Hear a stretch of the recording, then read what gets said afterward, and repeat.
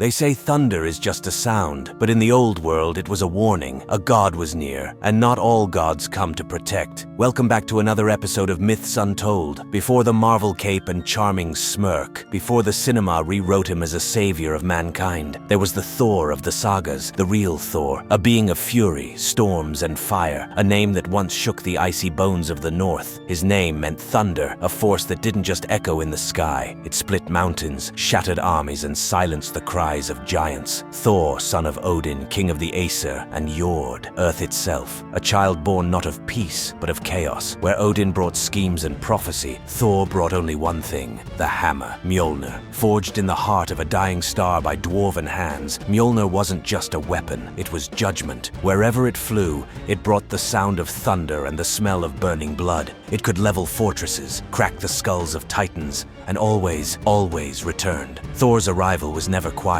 He rode a chariot pulled by two monstrous goats, Tooth Gnasher and Tooth Grinder. Their hooves sparked fire across the sky. Villagers would fall to their knees as thunder rolled above, because when Thor passed, war followed, and his war was endless. The Jotnar, ancient frost giants of Jotunheim, had once ruled the realm, but Thor hated them, not feared, not tolerated. Hated. He waged a one-man war on their world, and he did not spare the women or the children. To Thor, a Jotun was born of chaos, and chaos must be crushed. One tale speaks of Geirrod, a giant who imprisoned Thor's companion and lured the thunder god into his trap. But Thor didn't fall. Instead, he slaughtered Geirrod's daughters, not in battle but as punishment. He tore down their home, burned them alive with lightning, and split Geirrod in half with a single swing of Mjolnir. The skies wept ash for days. But Thor's darkness wasn't only reserved for giants. Beneath the halls of Asgard, tension brewed. Loki, the trickster, the shapeshifter, was not his brother. Not truly. They were rivals. Fire and thunder, order and chaos. And Thor